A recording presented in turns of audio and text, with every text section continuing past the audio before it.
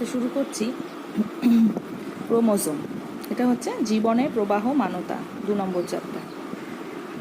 প্রথমে এখান থেকে দেখতে হবে যে ক্রোমোজোম কাকে বলে। ক্রোমোজোম হচ্ছে একটি ইউক্যারিওটিক কোষের প্রোটোপ্লাজমে থাকে নিউক্লিয়াস, এবং এই নিউক্লিয়াসের সংখ্যা সাধারণত একটি থাকে, তবে অনেক ক্ষেত্রে আবার একটির বেশি নিউক্লিয়াসও থাকতে পারে।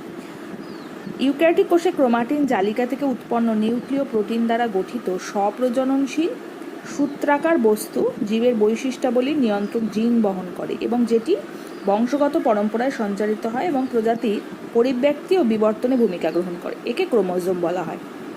ক্রোমোজোম শব্দটি দুটি গ্রিক শব্দ থেকে উদ্ভূত হয়েছে, একটা হচ্ছে ক্রোমা এবং আরেকটা হচ্ছে সোমা। ক্রোমা মানে হচ্ছে রং এবং সোমা মানে হচ্ছে দেহ। সাধারণত মানুষের দেহকোষে 46টি ক্রোমোজোমই থাকে, তবে অনেক ক্ষেত্রে অস্বাভাবিকতার জন্য 47টি ক্রোমোজোমও হতে পারে, যেমন ডাউন সিনড্রোমের ক্ষেত্রে এটি হয়। এরপর হচ্ছে ক্রোমোজোম, ডিএনএ এবং জিনের মধ্যে একটি কিন্তু খুব গভীর সম্পর্ক আছে। এটা অনেক সময় প্রশ্ন হিসেবে দেয় যে এদের মধ্যে সম্পর্ক কি। এখানে দেয় এই যে ক্রোমোজোমটা কি? ক্রোমোজোম হচ্ছে এই যে নিউক্লিয় প্রোটিনের কুণ্ডলী। সেই কুণ্ডলী হচ্ছে যখন পেঁচানো অবস্থায় থাকে তখন এগুলোকে বলা হয় ক্রোমাটিন সূত্র। এই ক্রোমাটিন সূত্রগুলি নিয়ে গঠিত হয় আবার ক্রোমোজোম, এবং এই ক্রোমোজোম আবার নিউক্লিওজোম নিয়ে গঠিত হয়। এই নিউক্লিওজোমের মধ্যে থাকে হচ্ছে ডিএনএ। ডিএনএ কথার অর্থ ডিঅক্সি রাইবোনিউক্লিক অ্যাসিড। এই ডিএনএর গঠনে আছে শর্করা, অর্থাৎ দেখা যাচ্ছে যে এই সবকটি কিন্তু পরস্পরের সঙ্গে সম্পর্কযুক্ত। এবার আছে ডিএনএর গঠন। ডিএনএ কী নিয়ে গঠন? ডিএনএ হচ্ছে দ্বিতন্ত্রী এবং পেঁচানো সিঁড়ির মতো হয়। এটি ডিঅক্সি রাইবো শর্করা এবং ফসফেট নিয়ে গঠিত হয়। নিউক্লিওটাইড হচ্ছে ফসফরিক অ্যাসিড, ডিঅক্সি রাইবোজ শর্করা এবং নাইট্রোজেন যুক্ত ক্ষারক নিয়ে গঠিত হয়। আচ্ছা, এই ডিএনএ আবার পিউরিন এবং পিরিমিডিন নিয়ে গঠিত। পিউরিনের মধ্যে নামগুলো মুখস্থ করবি। পিউরিনে হচ্ছে অ্যাডেনিন, গুয়ানিন, এবং পিরিমিডিন হচ্ছে সাইটোসিন, থাইমিন, এবং হচ্ছে ডিএনএতে থাকে থাইমিন, আর আরএনএতে থাইমিনের পরিবর্তে থাকে ইউরাসিল। এখানে বন্ডগুলো একটু দেখে রাখবি। এ আর টি এর মধ্যে থাকে হচ্ছে ডবল বন্ড, আর সি আর জি এর মধ্যে থাকে ট্রিপল বন্ড, এগুলো হাইড্রোজেন বন্ড। এরপর আছে জিন কি, এটা একটু দেখবি। জিন হচ্ছে ডিএনএ এর মধ্যে থাকায় বিশাল সূত্রাকার একটি অংশ। এগুলো হচ্ছে বংশগত বৈশিষ্ট্য বহন করে।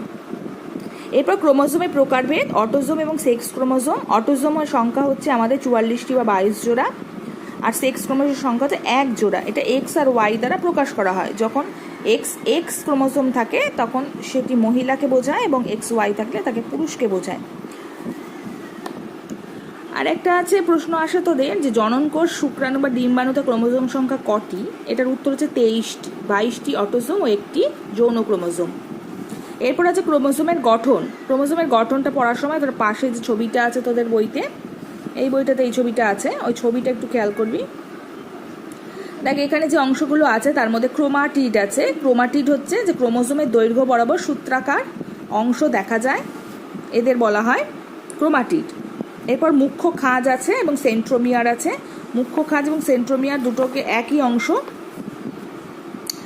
এখানে হচ্ছে যে অংশটিতে ক্রোমাটিড দ্বয় যুক্ত থাকে তাকে মুখ্য খাঁজ বা সেন্ট্রোমিয়ার বলে। এই সেন্ট্রোমিয়ারের অবস্থান অনুযায়ী আবার ক্রোমোজোম 4 প্রকার: মনোসেন্ট্রিক, ডাইসেন্ট্রিক, ক্রোমাটিনের পার্থক্য। এটা বৈশিষ্ট্য অনুযায়ী তোরা মুখস্থ করবি, কারণ বৈশিষ্ট্য অনুযায়ী কিন্তু পার্থক্য আসে। প্রথম পয়েন্ট হচ্ছে কুণ্ডলীকরণ। ইউক্রোমাটিন ইন্টারফেজ দশায় কুণ্ডলীকৃত ক্রোমাটিন অনেক আলগা, আর হেটেরোক্রোমাটিন ইন্টারফেজ দশায় ক্রোমাটিনের কুণ্ডলীকরণ অনেক দৃঢ়। রঞ্জন প্রকৃতি অনুযায়ী করলে ইউক্রোমাটিন সঠিক রঞ্জকে রঞ্জিত করলে বিভাজন দশায় গাঢ়ভাবে রঞ্জিত, কিন্তু ইন্টারফেজ দশায় প্রায় বর্ণহীন। আর হেটেরোক্রোমাটিন ঠিক উল্টো, এর ইন্টারফেজ দশায় গাঢ়ভাবে রঞ্জিত, বিভাজন দশায় বর্ণহীন। কাজের প্রকৃতি অনুযায়ী করলে হয় ইউক্রোমাটিন প্রোটিন সংশ্লেষ করার সংকেত বহন করে এবং এমআরএনএ তৈরি করে, আর হেটেরোক্রোমাটিন হচ্ছে প্রোটিন সংশ্লেষের সঙ্গে সক্রিয় নয়, এমআরএনএও তৈরি করে না। অর্থাৎ হেটেরোক্রোমাটিন কিন্তু নিষ্ক্রিয়।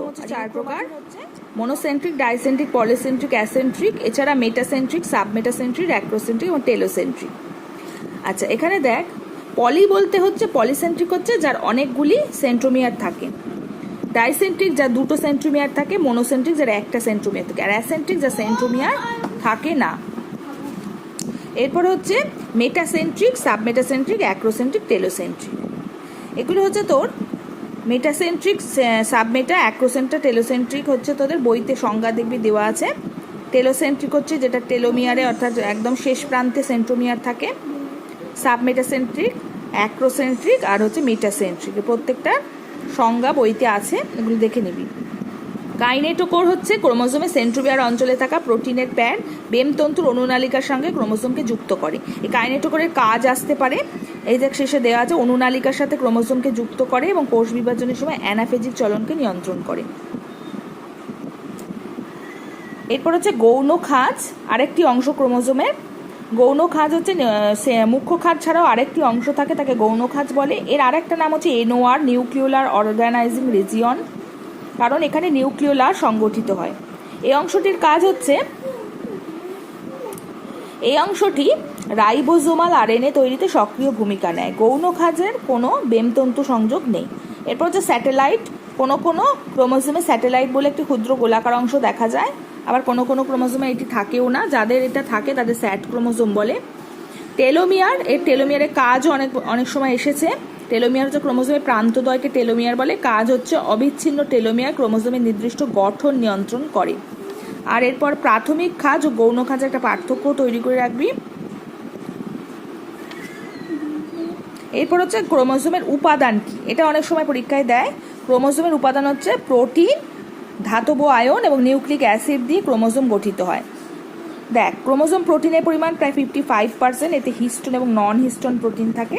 ধাতব আয়নগুলোর মধ্যে যে ম্যাগনেসিয়াম, ক্যালসিয়াম, আয়রন, আর নিউক্লিক অ্যাসিডের পরিমাণ 45%, এটা হচ্ছে ডিএনএ এবং আরএনএ।